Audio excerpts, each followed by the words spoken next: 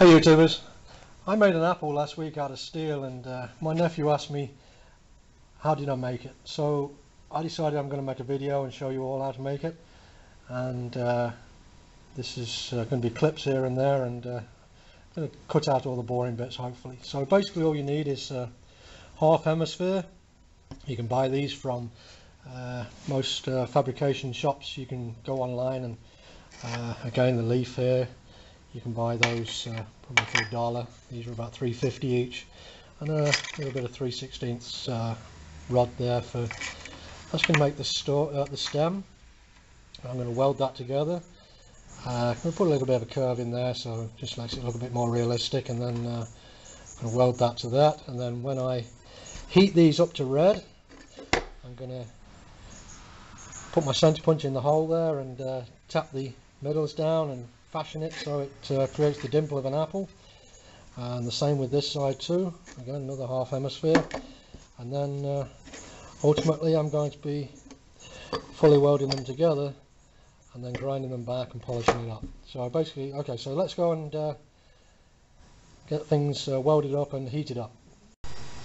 Okay, so the first thing I did was weld the leaf to the stalk, and the next thing I'm going to do is heat that leaf up and give it some shape before I put it all together, and that way I get no welds on the, or no weld spatter onto the apple. You'll see that later.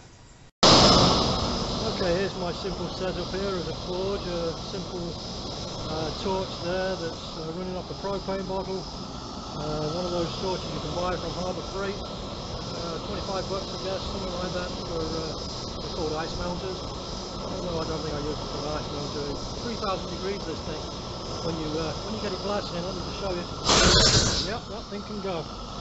Okay, so if we get some heat resistant bricks, and won't be long before that leaf there is going to get red hot, and I can start twisting and bending it into a shape that's more natural leaf looking.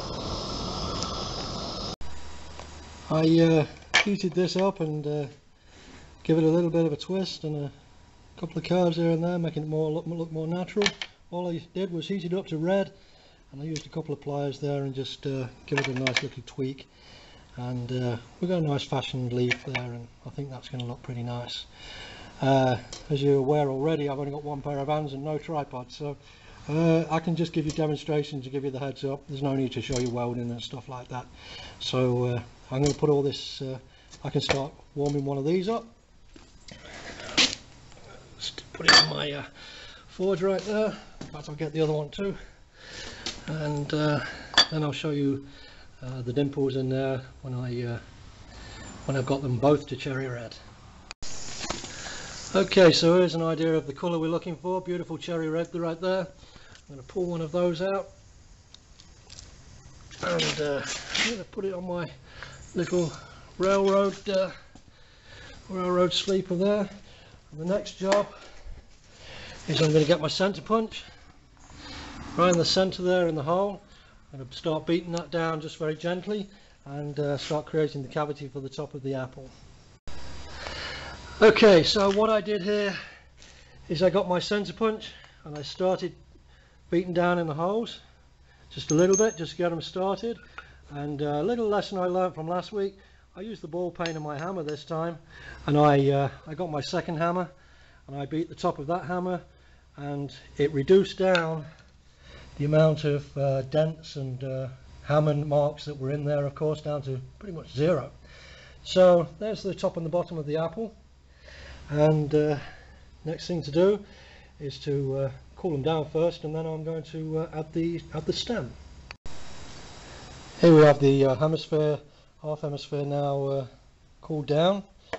One top, one bottom. I'll choose which one I'll have for the top and what for the bottom in a minute.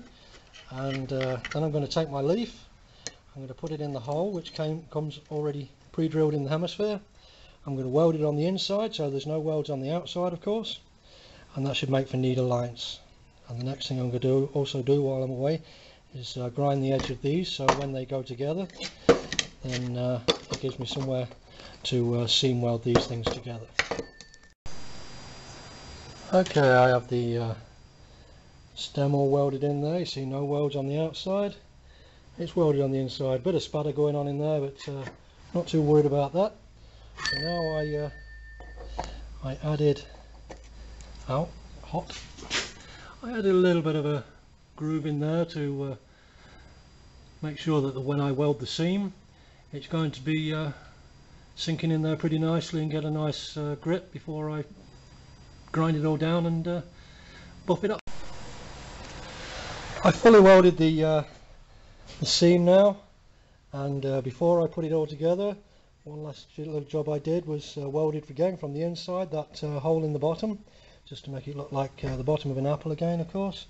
Left the last one open, and a little bit disappointed with myself. I couldn't put a weld in there afterwards. I didn't want the spatter all over the inside, because it's a devil's own job to get the spatter out of that cup there once you've got it in there. And the next job I will be doing is grinding all this back with my angle grinder with grit paper, sandpaper on it, so and get it back, fettle it back as smooth as I can, and then I'll be polishing up. So I'll show you after I've fettled it back. Okay, here's my apple now, just fettled back with the sanding dust there, right there, and basically I just took it off as little as possible, and that's going to take the minimum amount of buffing up. And the next stage is to polish all that down and get it all buffed up. Now, I like to use a wire wheel on a grinder, one of my favourite toys. Certainly takes a lot of hard work out of the whole thing. So already looking pretty cool for an apple. Here's my apple now finished, and basically I polished it up with the air tool there, with one of these little pads on. Love that thing. It gets rid of most of the scratches, and then I just put it on the wire wheel, and that pretty much buffs out most of the rest of the little tiny scratches that you'll see. So there's my apple. Hope you enjoyed my project. Like and share if you enjoyed it, and see you on the next project.